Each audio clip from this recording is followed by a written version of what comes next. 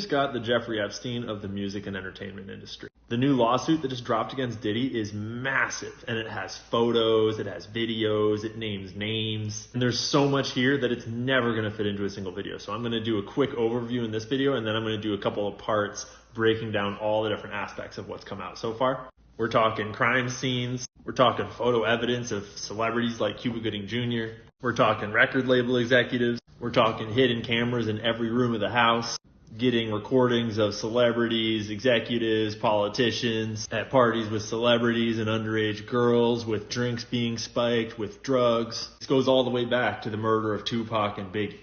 We're talking about the entire rap and hip hop industry and the whole music industry at large. But to be clear, this is just opinions and speculation. These are not statements of fact. When I show sources in the background, like the court case, you should take those for just what they are. I'm not saying that all of this is necessarily real. So what's happened just now is that this man, Rodney Jones, who is a music producer that worked with Sean Combs, who is Diddy, he just filed this lawsuit.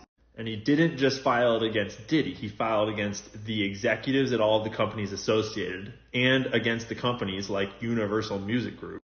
His lawyers claim that he has secured hundreds of hours of footage and audio recordings of Diddy and his staff and his guests engaging in serious illegal activity. It's illegal for lawyers to make these claims if they don't have reasonable belief that this evidence is legitimate and exists. They could get disbarred for making these claims if they're not true. And some of that evidence is present in this lawsuit, like when Diddy allegedly shot a man.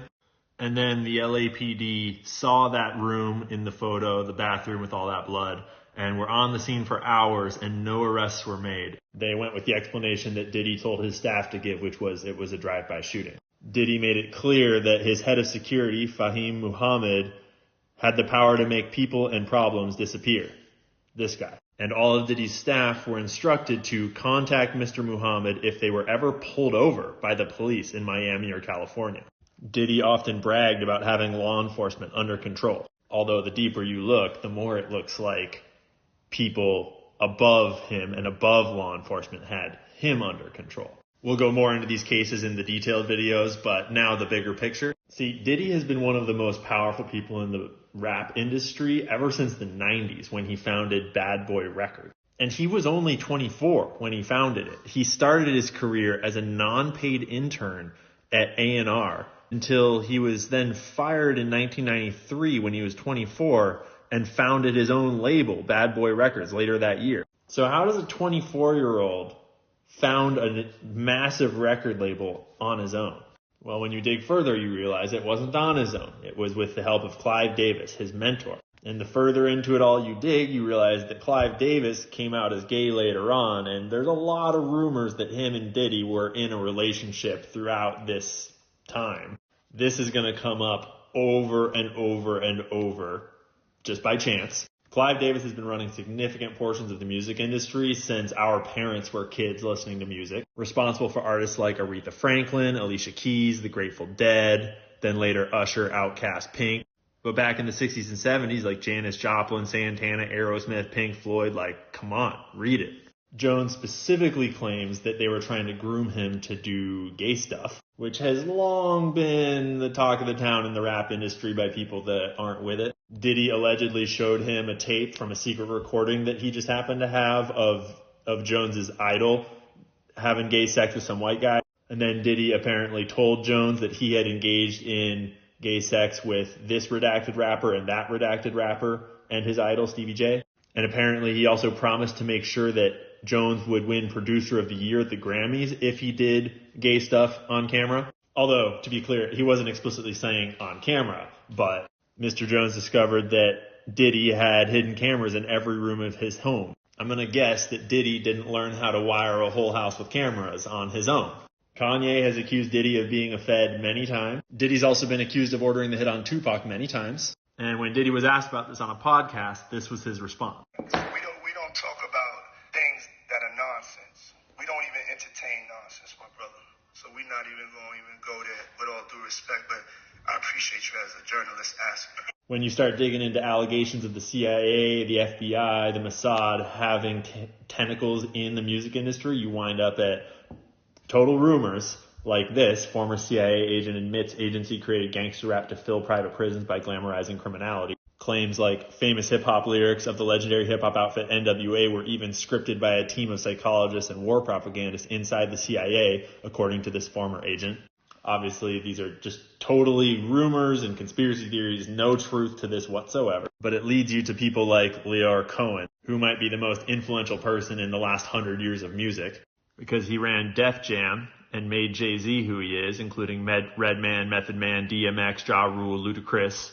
But it doesn't stop with rap music. We got Bon Jovi, Mariah Carey, Shania Twain, Elvis Costello, Ashanti, Nickelback, Slipknot, Sum 41, The Killers, Slayer. But then we've also got his protege, Julie Greenwald, that got elevated through this merger that he brokered and managed the Black Keys, Bruno Mars, Death Cab for Cutie, Jason Mraz, Kid Rock, Lupe Fiasco, Wiz Khalifa. That would be this Julie Greenwald.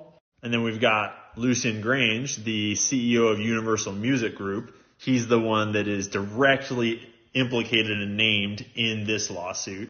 It is alleged that he attended these parties with underage girls and with sex workers, and he knew that they were spiking drinks, et cetera, et cetera. But when you're talking about Diddy, you got to also talk about Justin Bieber, who was managed by Scooter Braun, along with Kanye West, Ariana Grande, Demi Lovato, etc. Scooter Braun is a really big player in the modern music industry. We also got Psy, Carly Rae Morris, Martin Garrix, Kanye West, Black Eyed Peas, David Guetta, Lil Dicky. So you might not remember, but back in the 90s, Tupac and Biggie were both coming up, and they were both talking about leaving their records that we've shown the people involved in those records already and starting their own. And Tupac was starting to speak out a little bit maybe about the nature of the industry. Diddy was close in the middle of that, and there's a lot of rumors that he ordered the hit on Tupac.